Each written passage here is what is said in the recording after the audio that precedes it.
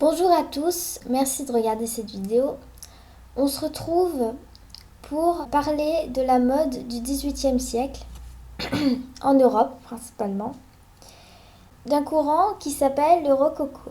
On va tout d'abord parler de la France du XVIIIe siècle. Alors, la France du XVIIIe siècle, elle est marquée par plusieurs périodes très importantes.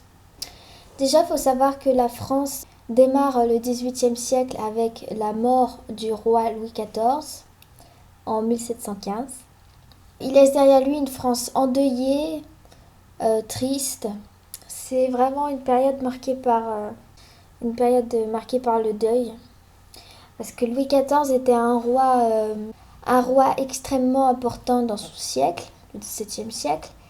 Il était influent notamment sur la mode, mais aussi sur les arts. C'était l'un des plus grands mécènes de son temps. Et donc il laisse derrière lui une France, surtout chez les nobles, je pense, très endeuillée. D'autant plus que c'est le roi de la monarchie absolue, du roi à son apogée en France. Ensuite vient la Régence de 1715 à 1723. Étant donné que le roi laisse derrière lui un héritier de 5 ans, qui peut évidemment pas régner sur le pays, c'est Philippe d'Orléans qui va régner sur la France. Et donc une période durant laquelle ce n'est pas le prince héritier dauphin qui devient roi, mais quelqu'un d'autre, on appelle ça une régence. C'est une période d'entre-deux, en gros, en attendant que un héritier potentiel puisse prendre la couronne. Pendant la Régence, comme c'est une période d'éloignement de la couronne, symboliquement, puisque c'est pas un roi, c'est pas un prince de sang qui va prendre la couronne, c'est aussi une période d'éloignement des hommes de la politique. C'est pour ça que les hommes en particulier vont commencer à développer un goût plus prononcé pour la mode, parce qu'ils vont prendre goût à des plaisirs, à des occupations qui sont complètement ordinaires, les balades, etc. Ils vont plus profiter des plaisirs de la vie et ça va se ressentir sur l'art. Ça va beaucoup se ressentir sur l'art et aussi également sur leur mode de vie et sur leurs vêtements évidemment parce on se rappelle tous que la mode reflète la société. La mode est une réponse. La mode est une conséquence et non pas une cause. Ensuite, il y a le règne de Louis XV, puis le règne de Louis XVI, Louis XVI à sa mort avec Marie-Antoinette, et entre-temps, la prise de la Bastille en 1789. Le règne de Louis XV, c'est 1723 à 1774, et Louis XVI, c'est 74 à 92. Puis en 93, il sera exécuté. Donc, comme je l'ai dit, pendant la Régence, les hommes se sont éloignés de la politique et la classe aristocratique a pris goût au plaisir et au luxe. C'est donc un état d'esprit qui marquera à peu près tout le siècle, à partir de la Régence jusqu'à la fin du siècle, avec entre-temps une légère prise de conscience des excès de la cour, mais qui n'aboutira à rien d'autre qu'à la Révolution de toute manière. J'ai lu qu'on considérait aussi le règne de Napoléon, enfin l'empire de Napoléon comme faisant partie du siècle, mais étant donné que la mode de Napoléon n'a rien à voir avec ce qu'on va voir, c'est mieux que ce soit séparé. Alors, la mode du XVIIIe siècle en Europe, en France, mais plus généralement en Europe, est directement influencée et est même une réponse directe à l'état d'esprit et à l'attitude des gens de son siècle, évidemment. Puisque même les arts, même les meubles, même les bâtiments vont refléter ce nouvel état d'esprit. La mode de l'époque reflète ainsi les plaisirs et les luxes dont pouvaient jouir les aristocrates et les courtisans, tant de plaisirs qui, le siècle précédent encore, étaient dépeints comme des vanités des plaisirs vains.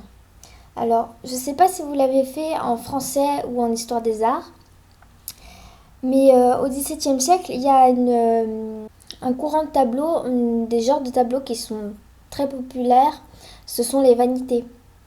C'est des natures mortes d'objets appartenant à la vie terrestre, comme un bouquet de fleurs, une carte, une plume. Parfois, on peut même voir un globe ou une gaufrette, par exemple, mise en opposition avec des objets rappelant la mort, comme le crâne. Hein, on voit très très souvent des vanités avec des crânes, surtout. Le but étant de montrer que les plaisirs terrestres, les plaisirs humains étaient vains et qu'on allait devoir tout abandonner quand on meurt. C'était pour montrer à quel point ces plaisirs n'avaient aucune importance face à la mort. Vous pouvez déjà voir que c'est en totale opposition avec l'esprit des Européens du XVIIIe siècle qui mettent en avant des plaisirs simples et des plaisirs considérés comme vains le siècle dernier, enfin le siècle précédent. Et donc, la mode a une influence très forte sur l'ensemble de la population de toutes les classes sociales. Oui, vraiment, ce siècle se caractérise par une influence importante sur l'ensemble de des classes sociales, l'ensemble de la population qui, à son échelle, va essayer d'être à la mode, va essayer de suivre les canons de beauté, les canons de mode qui vont dominer ce siècle. Pour opposer,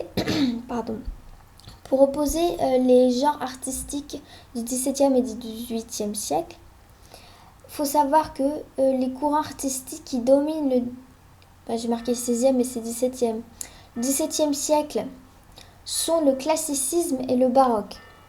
Alors, je reviens vite fait sur ces courants. Le classicisme, c'est la maîtrise de soi, la maîtrise de ses émotions, de ses désirs, c'est les bonnes mœurs, c'est la sobriété et c'est les beaux-arts, c'est-à-dire les scènes religieuses, les scènes antiques, les scènes mythologiques, toujours la sobriété, des forts contrastes du noir. Et puis le baroque. Le baroque, c'est très grave, très dramatique, très exagéré dans l'excès de l'émotion, mais dans l'excès de l'émotion des choses très graves, comme la tristesse, la peur. Parfois, ce sont des émotions qu'on a du mal à déchiffrer tant les visages sont exagérés. Regardez des sculptures baroques, des peintures baroques, les visages sont tellement exagérés que les expressions en deviennent ridicules. C'est des grimaces carrément sur certains tableaux, sur certaines cultures que les personnages font des grimaces, carrément.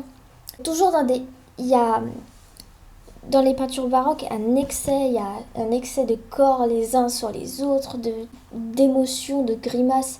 C'est une forte tension, des forts contrastes dans les couleurs. Il y a les ombres noires, avec la lumière orange, jaune, des couleurs chaudes. Enfin, c'est tout pour que ce soit quelque chose de marquant, de dramatique, avec de la tension. Très influencé par la religion, on reprend des thèmes des saints, la mort de certains saints. On peint beaucoup Jésus, des scènes mythologiques. Le baroque, à l'époque du XVIIe siècle, c'était un petit peu pour contraster avec le classicisme qui reste beaucoup plus dans les règles, la bienséance, etc. Alors que le baroque essayait d'être un peu plus libre à ce niveau-là, mais le XVIIIe siècle, c'est un changement radical. C'est un vent de frivolité qui souffle sur la société. On aime faire la fête, on aime aller à des bals. Vraiment, c'est l'esprit, c'est léger, on s'éloigne un peu des règles. C'est la vie simple, la vie quotidienne, mais en même temps dans l'excès à leur manière. Et donc, la société du XVIIIe siècle va embrasser le nouveau courant, le rococo. Le rococo, ça suit le baroque. C'est formé du mot barocco et rocaille. La rocaille, c'est une perle qui imite la pierre naturelle, je crois, ou quelque chose comme ça. Alors, le rococo se caractérise par des scènes légères, mettant en scène des personnages ou des choses de la vie quotidienne. Même quand c'est des choses en rapport avec la mythologie, c'est assez enjolivé, c'est plus dans le drame, c'est dans la joie, l'amour, le luxe, le plaisir. Les couleurs sont très pastel, les personnages sont très doux, tout en courbe. La courbe domine le rococo. La courbe et l'irrégularité pour rappeler un peu la végétation, les fleurs et aussi les coquillages. Il s'inspire vraiment beaucoup de manière importante du coquillage et de la végétation. Le rococo, il s'inscrit dans une époque où, au niveau de la philosophie, c'est le siècle des Lumières. C'est important à savoir parce que les philosophes des Lumières vont chercher à s'émanciper du poids de la religion sur la société.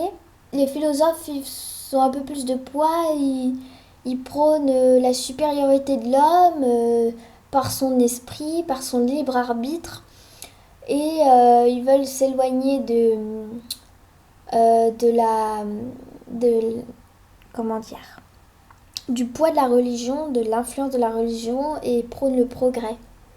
Voilà, ça donne une idée. Et donc ce siècle va être marqué par un désir de dominer la nature et de dominer le monde et de faire des choses très artificielles, parce que l'humain étant vu comme supérieur, ce qui est artificiel, l'art, etc., est vu comme supérieur. Alors, comment la mode répond-elle au rococo? Eh bien, voici une architecture rococo, pour commencer. Avant de voir la mode, on va essayer de bien s'imprégner des critères et des canons du rococo. Alors, c'est un bâtiment bleu, déjà bleu et blanc, avec des ornements dorés, qui vont être très populaires à l'époque. On peut voir que ça reste quand même assez classique malgré tout, grâce aux colonnes, à la géométrie du bâtiment, mais vous pouvez voir qu'il y a des courbes, comme par exemple sur les balcons ou encore sur le haut de la façade principale, au-dessus des portes. Il demeure des courbes néanmoins, et c'est très orné, et la couleur vraiment rappelle le rococo. Un tableau rococo, au niveau de la peinture, j'ai choisi ce tableau parce qu'il réunit bien tous les canons, tout ce qui caractérise le rococo. On a une scène extrêmement lumineuse. Le thème du tableau déjà marque. Est-ce que vous voyez des saints? Est-ce que vous voyez des personnages mythologiques? Non. Est-ce que la scène est grave? Est-ce que les expressions sont exagérées? Pas du tout. C'est très doux. Les expressions sont extrêmement douces. Il y a un très faible contraste des couleurs, même si, enfin de la luminosité, même si la lumière est très claire, on n'a pas les ombres noires, tout est doux, les couleurs sont pastel, la végétation est omniprésente et la scène, la composition, n'a rien à voir avec le baroque ou le classicisme. Là on voit deux jeunes gens à la campagne, au milieu de la végétation, on peut voir un peu de vigne ou un chapeau de paille, un ciel clair et lumineux. Ça n'a rien de grandiose, rien de dramatique. Ce ne sont pas des rois et des reines, c'est une scène de la vie quotidienne et c'était des sujets d'art. En peintre rococo qu'on peut connaître, il y a Watteau et François Boucher, en plus de Fragonard, qui a peint ce tableau, si vous voulez en voir plus. Le portrait devient aussi très en vogue pendant le XVIIIe siècle. En portraitiste très connue, vous avez Élisabeth Vigée-Lebrun, qui est la portraitiste de la reine Marie-Antoinette, qui fait énormément de portraits de la reine, mais aussi d'autres dames. Elle est aussi vraiment dans les critères du rococo. Ensuite, on peut voir ce que ça donne au niveau des meubles. Là encore, l'esprit rococo, c'est complètement ça. Alors, un canapé dans des tons dorés et bleu ciel. Vous pouvez voir à quel point c'est très en courbe, presque en irrégularité. Les formes rappellent des branches ou des tiges. On a parfois l'impression de voir des feuilles sculptées dessus. Un coquillage présent tout en haut, au milieu, pour faire la symétrie. Même les broderies sur le tissu, on voit des feuilles, des fleurs. C'est vraiment tout ce dont je vous ai parlé est présent là-dessus.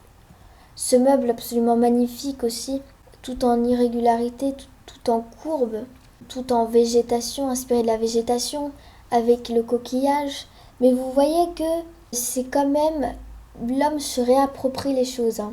Vous voyez à quel point c'est peint, les motifs de fleurs partout, c'est magnifique.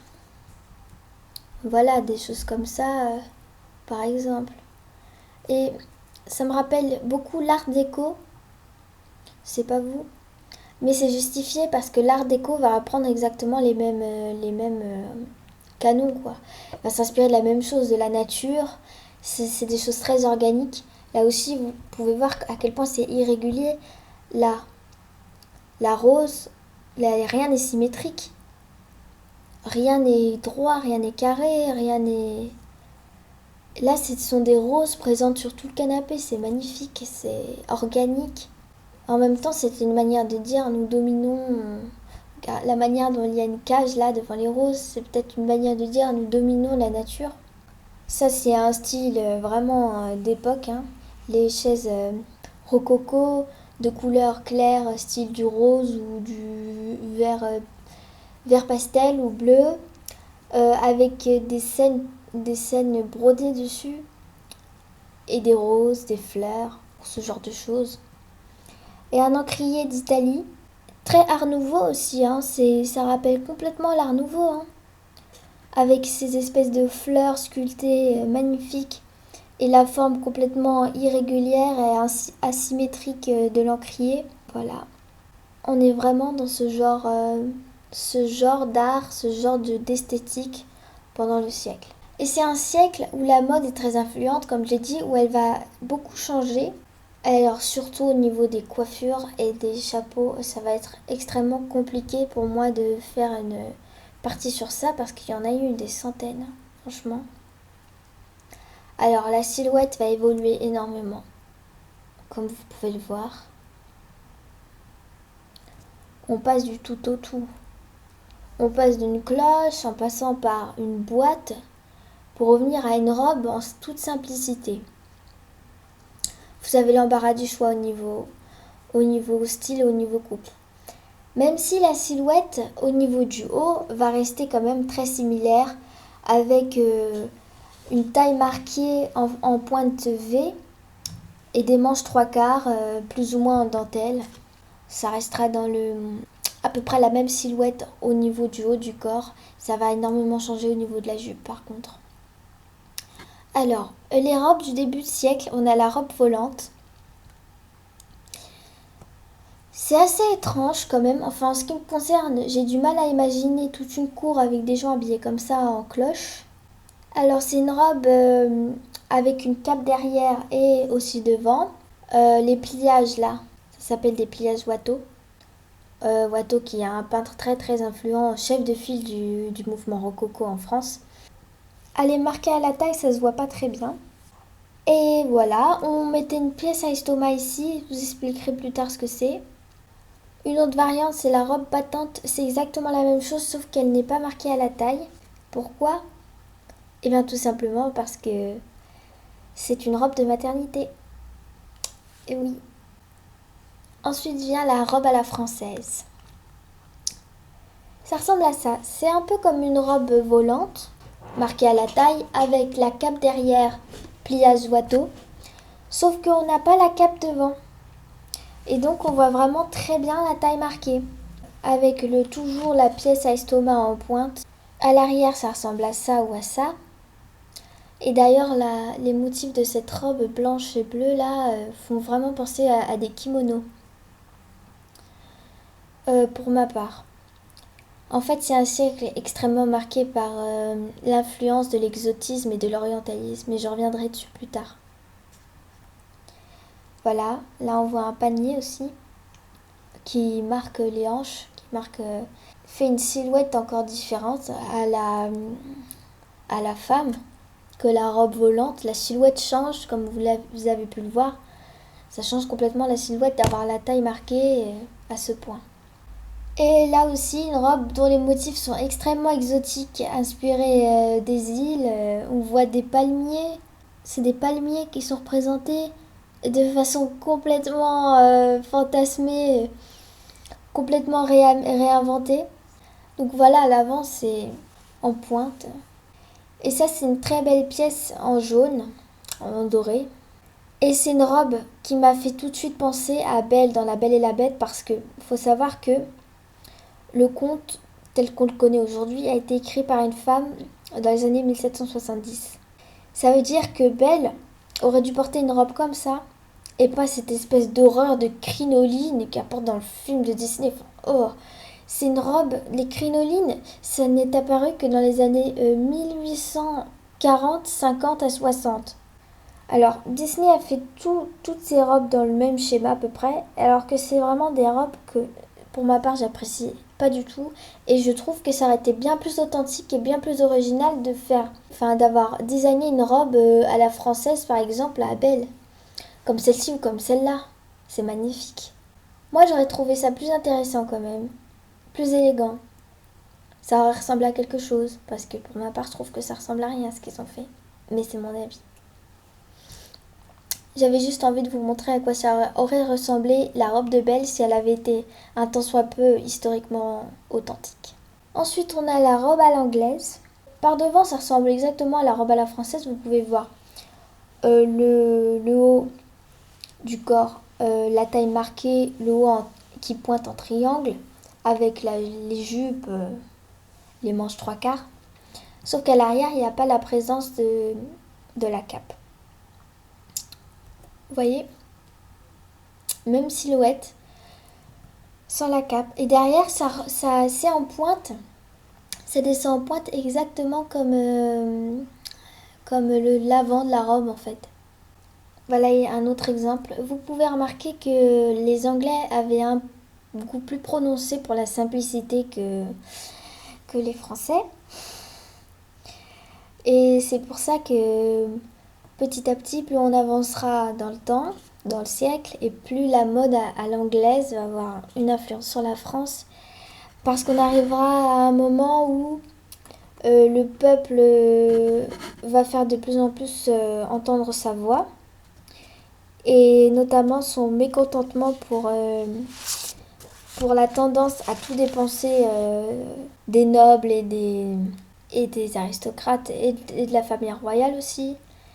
Du coup, pour essayer de calmer les tensions, ils vont mettre à la mode ce genre de choses, mais ça ne marche pas, malheureusement pour eux. Enfin, un goût prononcé pour la simplicité, mais pas toujours.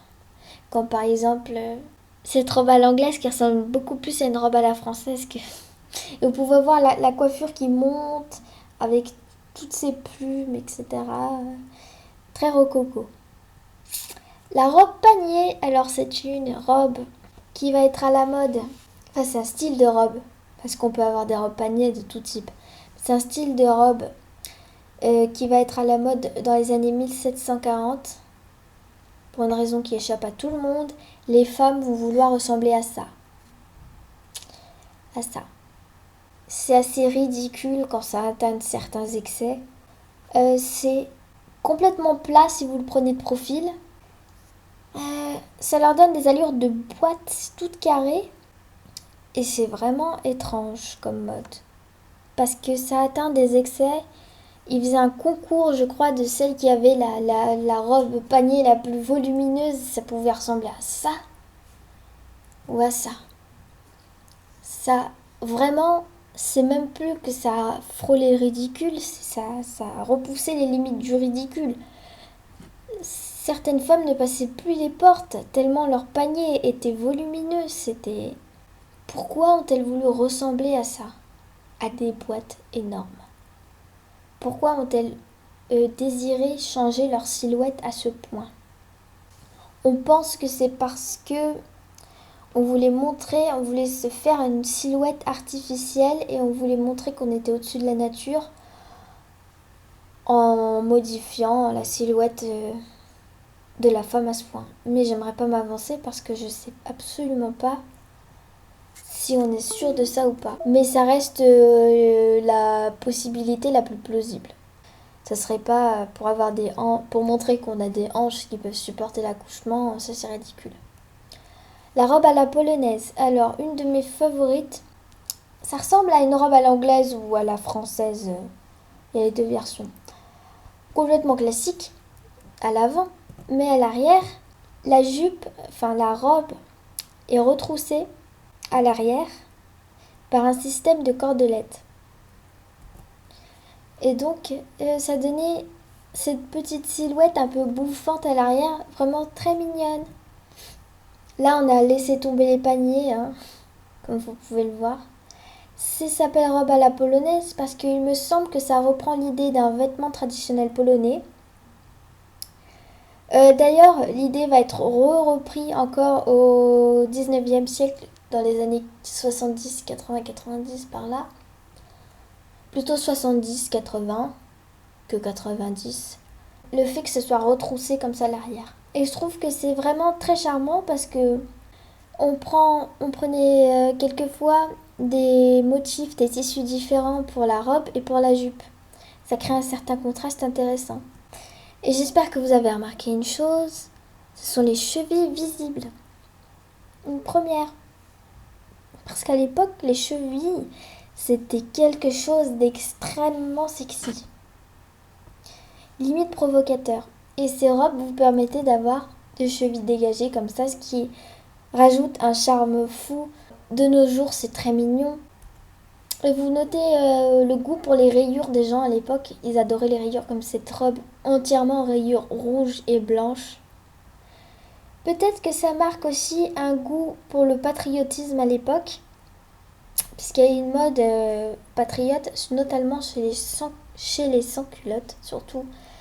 Mais la mode des sans-culottes, je ferai une petite partie dessus dans ma prochaine vidéo de la deuxième partie. Parce qu'autrement, c'est vraiment des vidéos extrêmement longues. Là déjà, ça risque de me prendre 1 heure. Donc voilà. Notez les couleurs. Rose pâle, vert pâle, blanc, rose pâle, bleu pâle.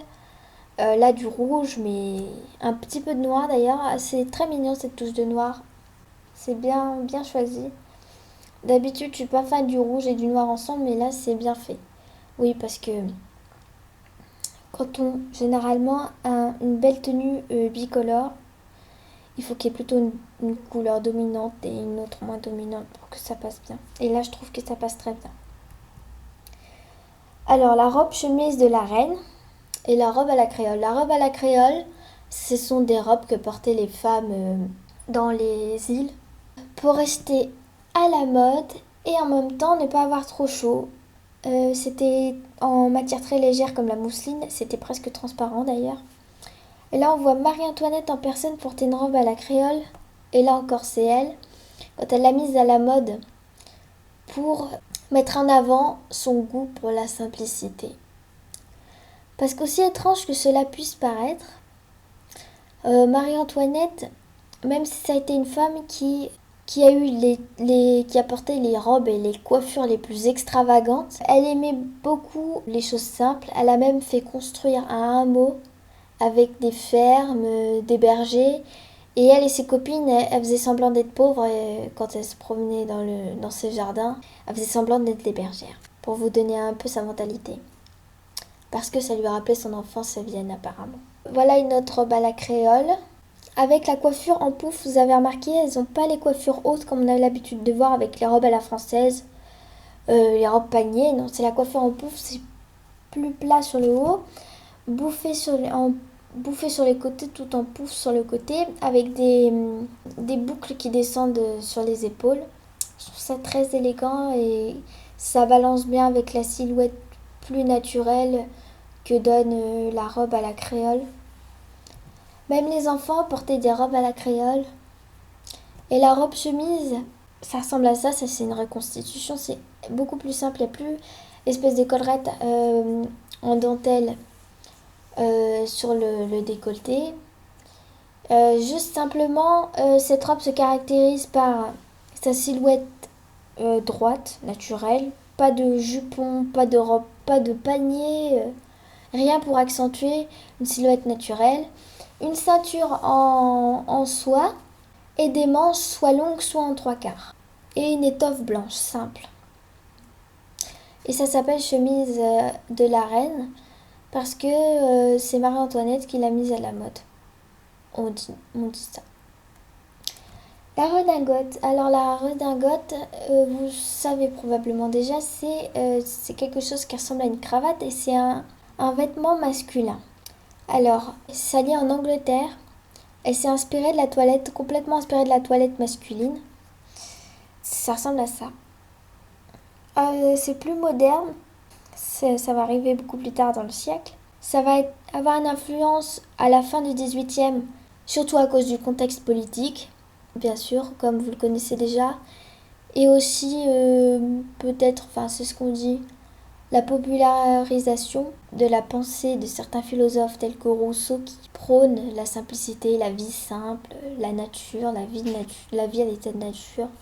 Et donc, laisser tomber les artifices. Avec la coiffure à l'enfant et le petit chapeau qui va avec, et c'est très joli. Voilà une robe redingote de près. Et une illustration issue d'un journal de mode d'époque.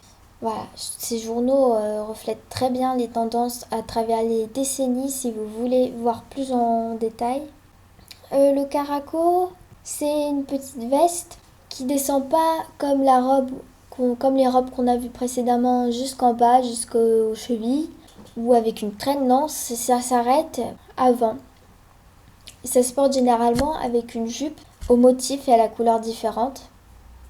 Là, vous avez la place pour la pièce à estomac, que je vous montrerai plus tard. Avec les manches en dentelle, c'est vraiment magnifique. Et ça ressemble à ça à porter. C'est plus simple, ça donne une silhouette beaucoup moins imposante que les grandes traînes, les grandes robes, jupes. Et c'est élégant, regardez, au dos on voit une espèce de petite cape à la Watos. On pourrait presque dire que c'est un caraco à la française. C'est très mignon. Et là vous avez la pièce à estomac ici. Vous voyez, parce que c'est différent des motifs du caraco. Au niveau des chaussures issues déjà du siècle précédent qui étaient déjà à la mode, c'est les mules. Des espèces de petits sabots, mais version haute couture, on va dire. Version noble aristocrate. Brodées, décorées. Ah, les chaussures d'époque, c'est pas comme nous on connaît, la chaussure droite, la chaussure gauche. Je me suis trompée, j'ai mis la gauche sur la droite. Ce sont des chaussures identiques. Du coup, ça devait pas être très agréable de marcher avec les premiers jours, mais au bout d'un moment, on les faisait apparemment. Il y a les souliers. Ceux-ci ont apparemment appartenu à Marie-Antoinette.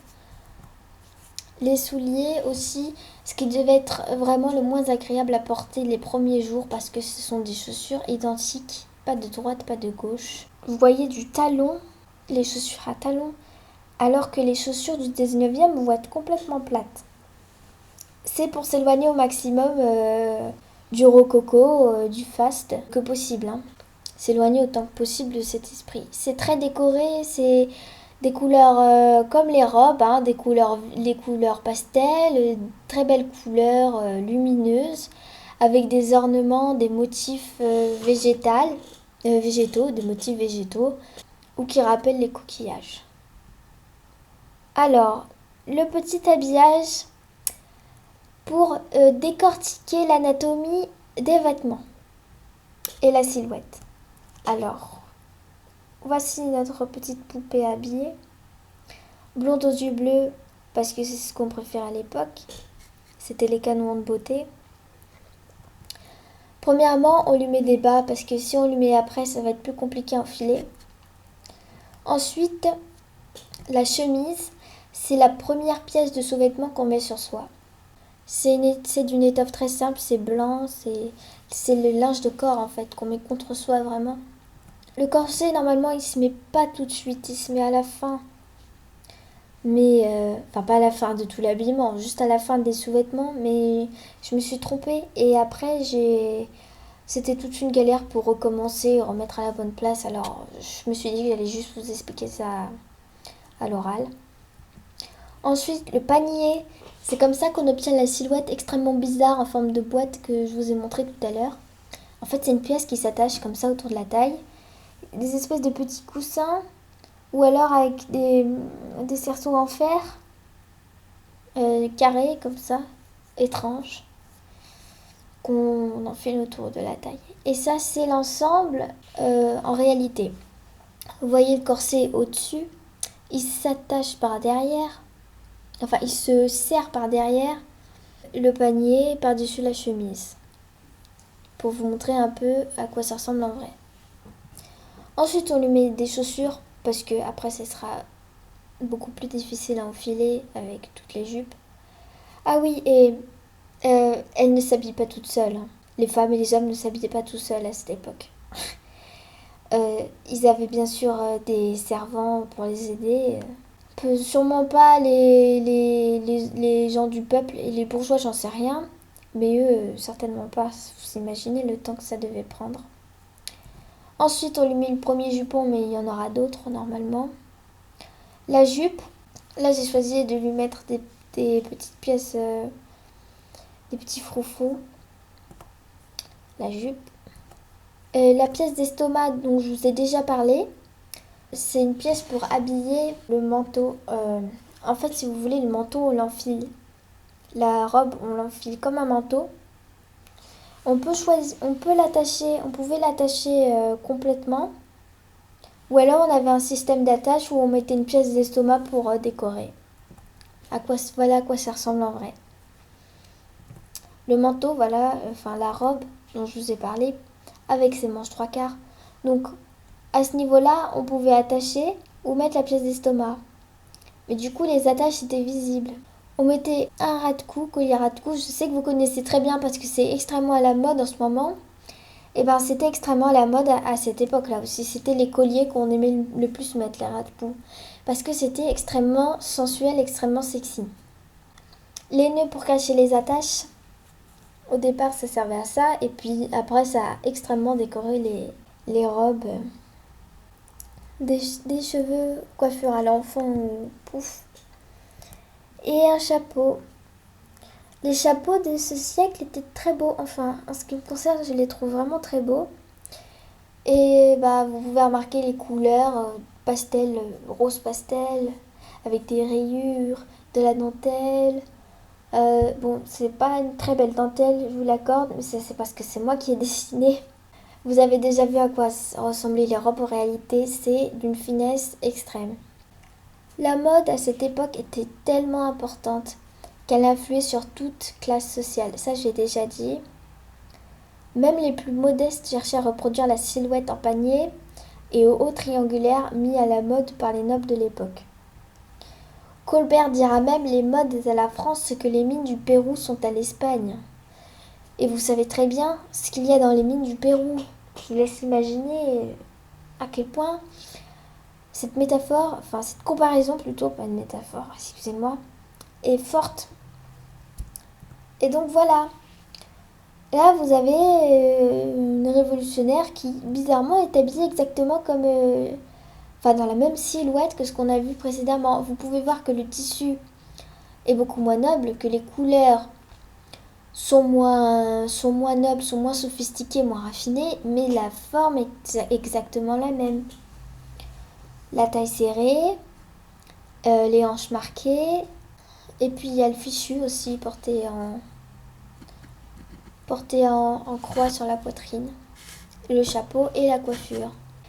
La mode masculine. La mode masculine, alors, elle est très importante pendant ce siècle parce que elle est extrêmement décorée. C'est à l'excès de motifs, de couleurs, vous allez voir.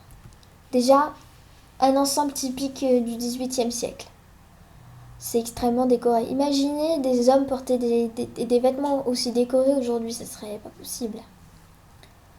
Personne n'oserait, je pense. À l'époque, c'était le vêtement normal, quoi. On mettait ça pour aller voir ses potes l'après-midi, aller se faire des promenades, tranquille. Donc, en premier, on mettait la chemise. Bon, vous savez tous à quoi ressemble une chemise. Avec des manches à dentelle. Comme ça ressort du manteau et c'est très élégant. Le jabot, une espèce de petite collerette cravate en dentelle. Mais qui monte pas aussi haut que... Qui monte pas haut comme la redingote qu'on a déjà vu à l'époque de Napoléon. Le juste au corps. Le juste au corps à l'époque, c'est pas le petit body qu'on met pour la danse, c'est le gilet. Comme si vous voulez le gilet dans le costume 3 pièces, bah c'est pareil sauf qu'il est plus long. Il n'est pas aussi court qu'au 19e ou au 20e. Il est plus long et il va jusqu'à la moitié des cuisses comme vous pouvez le voir, ou même un petit peu plus court. Il peut être de motifs différents que le manteau, mais généralement, oui, il était du même motif que le manteau. Là, vous pouvez voir que c'est assorti le manteau, le juste au corps et la culotte. Vous faites très attention à être harmonieux, à la mode. Et bien sûr, les ornements en or dont je vous ai parlé qui sont très représentatifs de ce siècle. Le manteau, la culotte, un espèce de petit pantacourt qui à cette époque-là descend à la hauteur du genou, juste un petit peu en dessous. La culotte pendant les siècles précédents pouvait être très très très courte et plus bouffante. On a également les bas ou les chaussettes et enfin les souliers qui pouvaient être étonnamment extrêmement simples par rapport au reste de l'appareil. Par exemple, les boucles dorées, pas dorées, les souliers à boucles noirs en cuir ou marron, tout simplement. Et donc voilà, un ensemble tellement extravagant, c'est magnifique, la couleur complètement flashy, c'est à l'excès de motifs. Là par exemple, waouh, c'est une de mes pièces préférées en ce qui me concerne. Et ça c'est, on dirait vraiment un vêtement qui vient de Chine ou du Japon ou quelque part en Asie, mais non, c'est européen et c'est vraiment très très très inspiré de l'Orient. Et c'est pas étonnant d'ailleurs, hein, parce que tout le siècle s'inspire de cette période. Un autre manteau, comme vous pouvez le voir, la manière dont sont travaillés les motifs ne fait pas du tout penser à l'Occident, ça fait vraiment penser à l'Orient ou au courant de l'exotisme en art. Voilà, typiquement, le XVIIIe siècle. Les broderies en argent, en or, la couleur rose pâle, c'est extrêmement décoré. Et oui, quand ils étaient extravagants, ils ne l'étaient pas à moitié. Regardez-moi ça, c'est magnifique. On dirait carrément le manteau d'un prince ottoman et pas d'un courtisan français. Les motifs sont très très inspirés de l'Orient.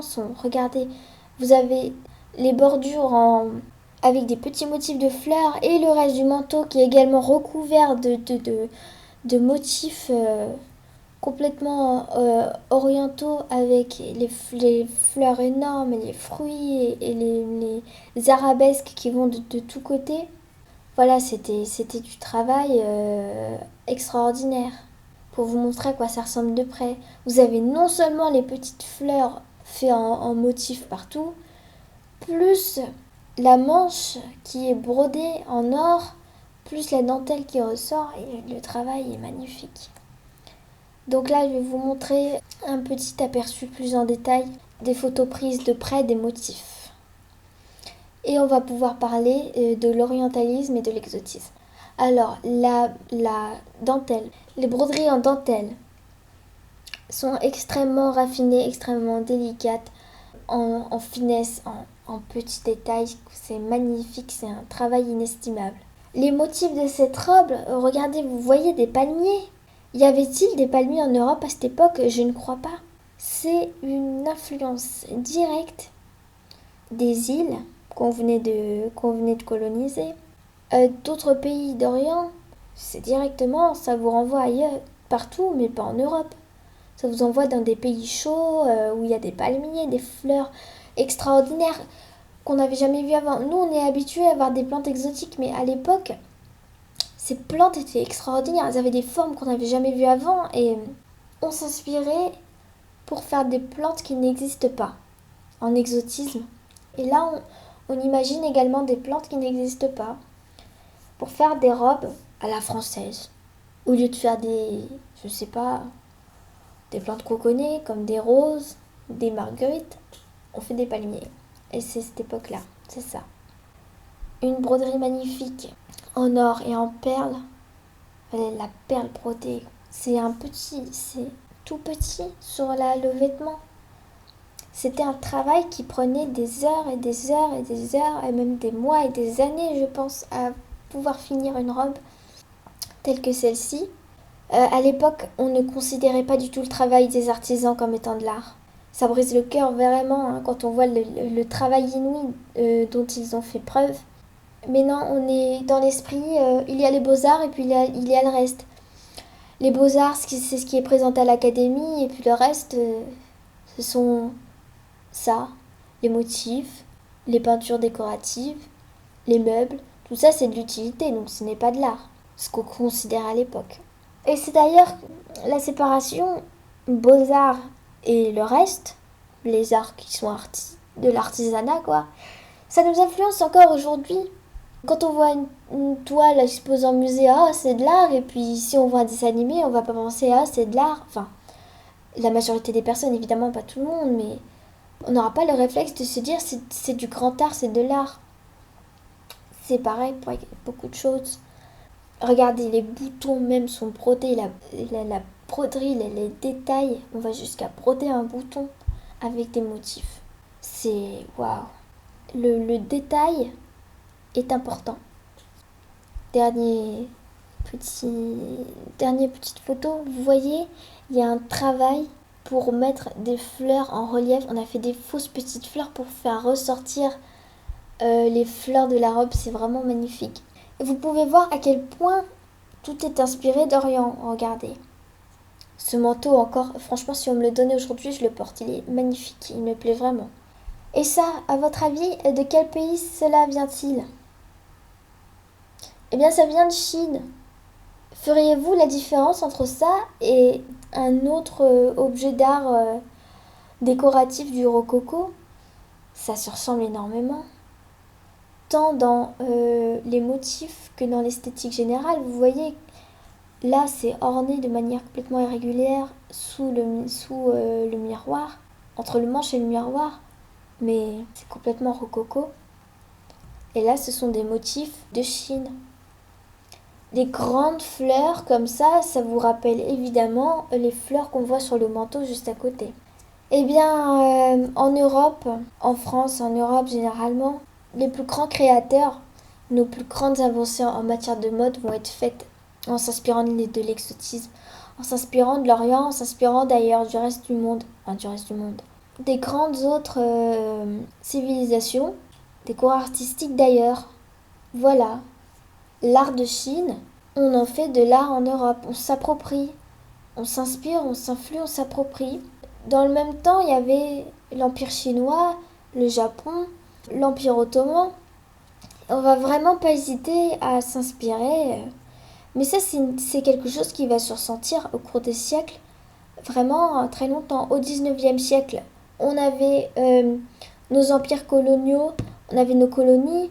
On n'hésitait pas à s'inspirer directement de la culture et de la culture de nos colonies et de faire quelque chose. La mode était influencée par ça. Au XXe siècle, vous avez dans les années 20 une inspiration pour l'Égypte, dans les années 30 une inspiration pour l'Afrique, dans les années 10 une inspiration pour le Japon et les kimonos.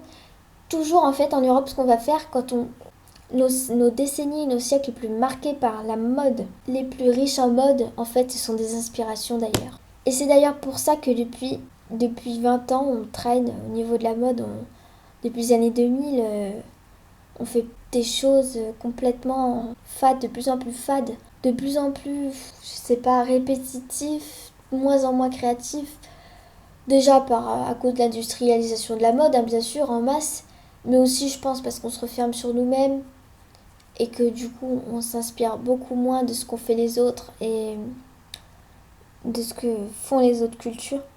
Et ça montre à quel point en fait on dépendait de cette influence pour produire des belles créations. Et notre condescendance évidemment d'occidentaux n'appelait ça de l'art et des beaux-arts que quand c'était fait par des occidentaux. Comme par exemple les peintures de Picasso qui étaient directement inspirées des cultures et de l'art africain, mais tant que c'était pas Picasso qui l'avait fait, c'était pas des beaux-arts par exemple. L'exotisme va avoir une forte influence sur l'art aussi dans le 19e siècle. Pendant le 19e siècle, vous voyez les peintures de Delacroix ou d'un peintre dont j'ai oublié le nom qui est extrêmement important. Enfin, de toute manière, il y en a tellement eu que c'est pas ça qui manque, hein. La représentation des peintures, qui est un thème très commun à plusieurs académiciens. Et voilà, c'est tout ce que je vais dire. Je vais me taire, sinon je vais parler pendant des heures. Pour conclure cette vidéo, des films à voir pour voir des belles reconstitutions de costumes. Il y a évidemment Marie-Antoinette de Sofia Coppola avec Kirsten Dunst. Au niveau des costumes, je l'ai vu il y a 1 ou 2 ans. Du coup, je me souviens plus très exactement, mais il était quand même très fidèle historiquement. Des robes variées, on avait des robes à la polonaise, robes à la française, robes à l'anglaise, même une robe avec un caraco, il me semble, très jolie, en jaune et en rose. Donc, à voir pour les costumes, pour l'esthétique aussi, et l'esthétique rococo, on peut voir des tableaux, on peut voir des macarons partout, des couleurs pastel, de la pâtisserie, etc. Donc oui, pour l'esthétique, pour les costumes, oui. Par contre, pour la véracité historique, je pense que ça reste quand même très fantasmé. Ensuite, vous avez ce film Belle. Je ne l'ai pas vu. D'après ce que j'ai vu sur les images du film, ça a l'air très fidèle à l'époque. Ça se passe en Angleterre et ça reprend apparemment l'histoire d'une vraie jeune fille qui a existé, d'une vraie femme métisse africaine anglaise qui va être élevée comme une noble mais qui aura quand même un statut ambigu. Et ça se passe au XVIIIe siècle et les costumes ont l'air quand même fidèles. Donc à voir pour vous et moi bientôt. Donc voilà, la vidéo va s'achever sur cette note. J'espère que ça vous a plu. Dans une prochaine partie, je vais parler de la mode des sans-culottes, des coiffures, du maquillage de l'époque, des chapeaux de l'époque et des figures très importantes de la mode à cette époque qui ont vraiment contribué au changement et à l'évolution de la mode tout au long du siècle. Donc merci d'avoir regardé jusque-là. Comme d'habitude, je laisse les liens utiles et la bibliographie en description et j'espère que vous me suivrez pour la prochaine vidéo.